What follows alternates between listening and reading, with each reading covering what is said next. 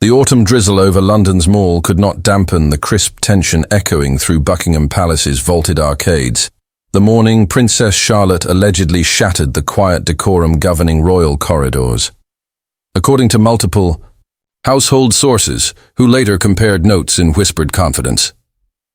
The 9-year-old paused beneath a gilt-framed portrait of Queen Victoria, fixed her parents with a startling composure, and murmured words that rattled the chandeliers.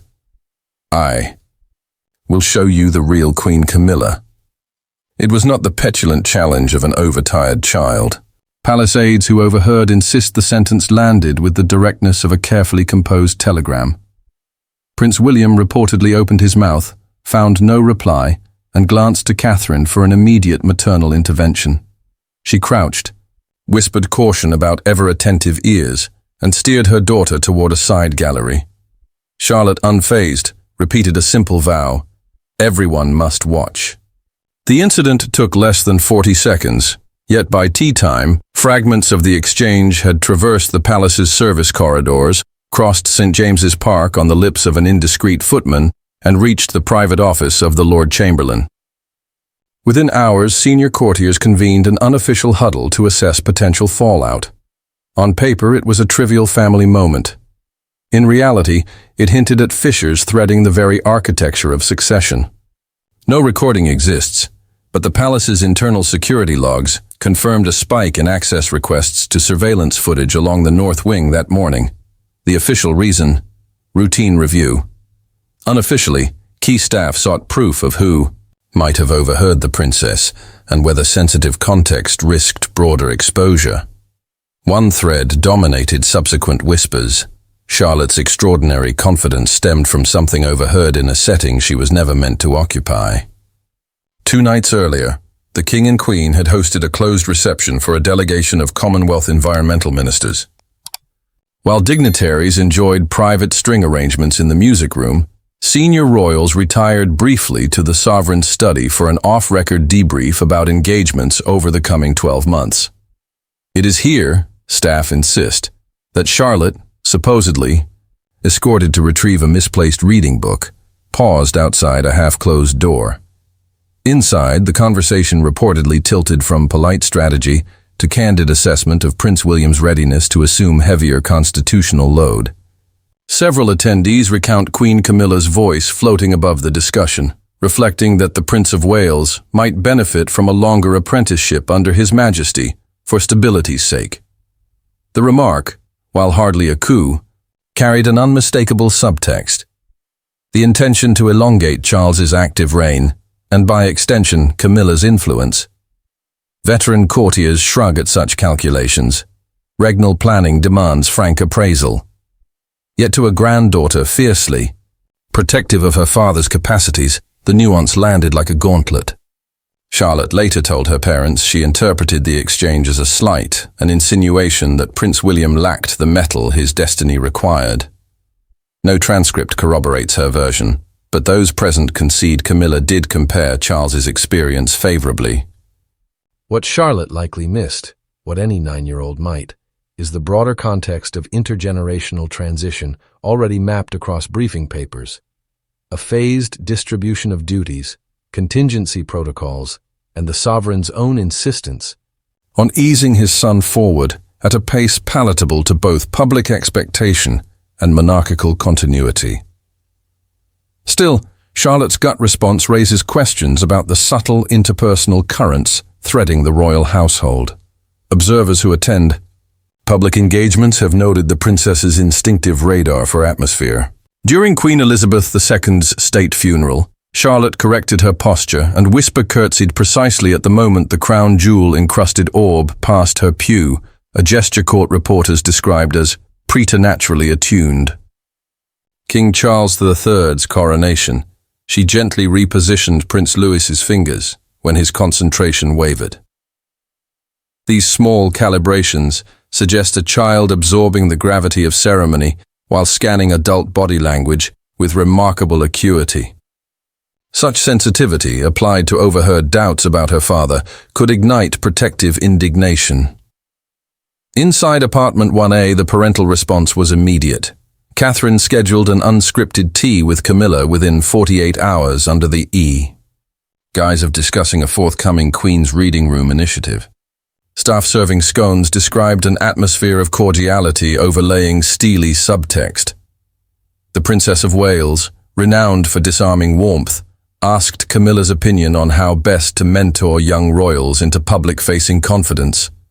The Queen, seasoned in navigational politeness, outlined the merits of gradual immersion. Unspoken but unmistakable was a mutual recognition of Charlotte's acute perceptions and the necessity of unified messaging. An internal memo circulated days later among private secretaries across the king's household. It advised renewed vigilance regarding open-door conversations in mixed family zones, recommended staggered duty briefings away from residential wings, and encouraged senior royals to invite younger members into select planning sessions to demystify governance.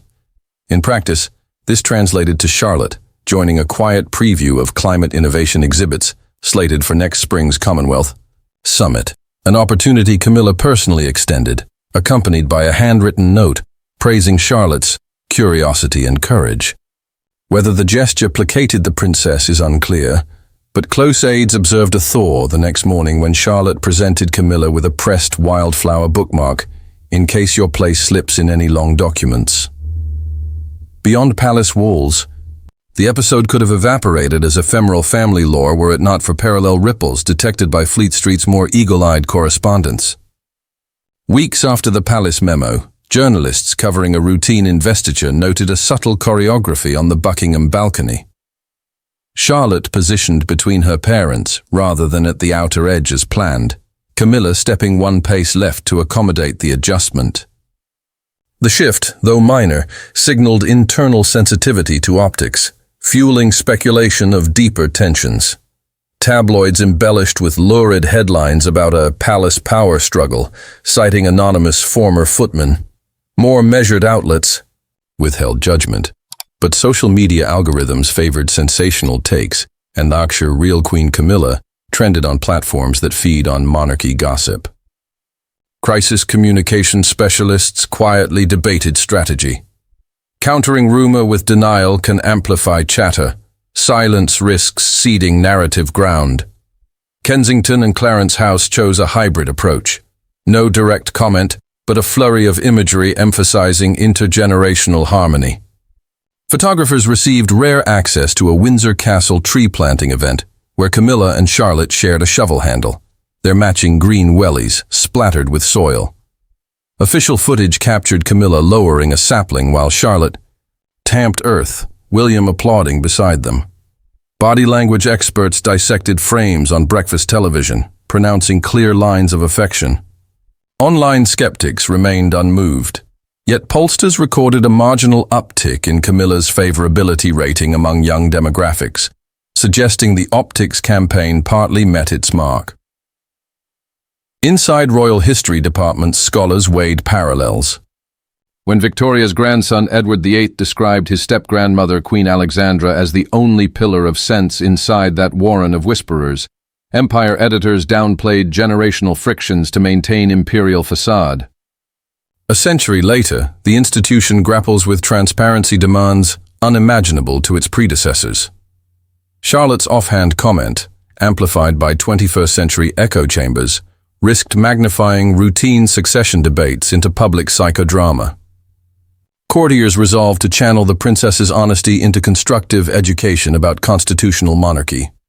She now receives fortnightly tutorial packets bridging school civics lessons with real-world crown functions, briefing papers on the Privy Council's advisory role, annotated diagrams of the parliamentary state opening, and case studies of nuance in modern soft diplomacy.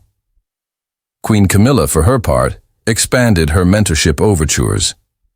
Sources confirm she invited Charlotte to observe a reception for the Booker Prize shortlist, spotlighting how literature bridges cultures, a subtle nod to the princess's reputed love of storytelling. During the event, Camilla introduced Charlotte to writers from Ghana, Pakistan, and Canada, quietly emphasizing the Commonwealth web her father will one day steward.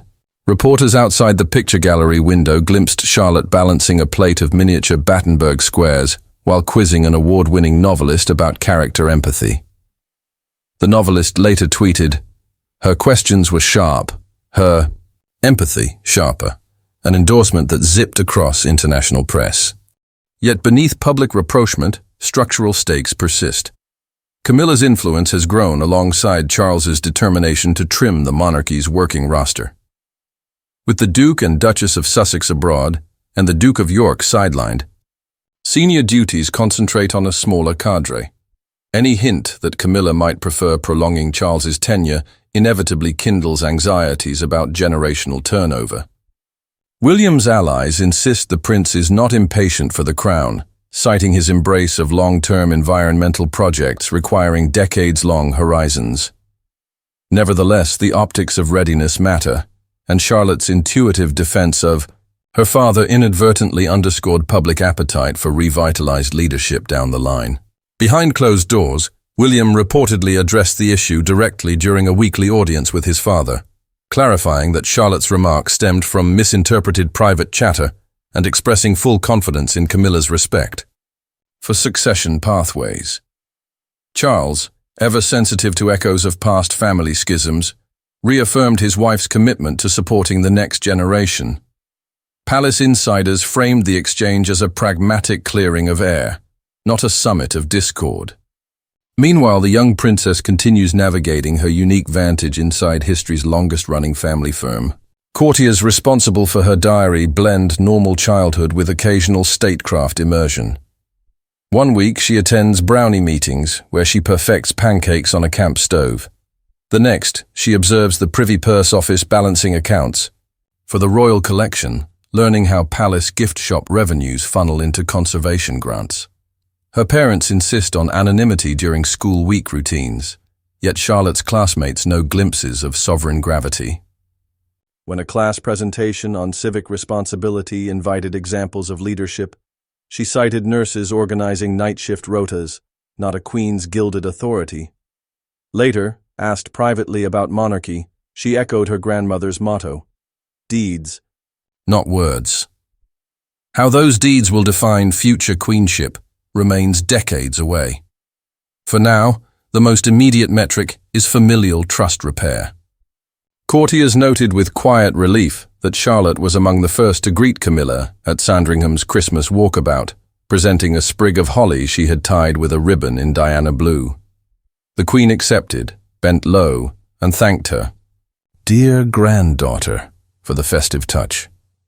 Cameras caught Camilla resting a hand briefly on Charlotte's shoulder. A tableau editor splashed across Boxing Day front pages as evidence of reconciled hearts. Skeptics caution against reading too much into curated moments, yet in royal performance, small gestures resonate. As winter light fades across palace courtyards, the household continues honing protocols to shield young ears from grown-up rumination. Doors are tested for soundproofing, staff briefings relocated to guard rooms, diaries tightened to restrict unscheduled overlaps. And somewhere in Kensington's private drawing room, a child with sharp eyes and a historian's surname pores over scrapbooks of her late grandmother, measuring present realities against inherited ideals and vowing, in ways only she fully grasps, to keep the ledger of royal integrity balanced. Whether Charlotte truly threatened to unmask a hidden queen or merely echoed playground paraphrase of overheard adult politics, the episode underscores how even whispered doubts can ricochet inside a dynasty where symbolism carries constitutional weight. It also reveals the monarchy's evolving reflex. Not silencing the youthful voice, but integrating it, guiding it, educating it. Because in the newsroom of 21st century royalty, every corridor can become a live microphone, and every child, however young, may find herself quoted on tomorrow's front page.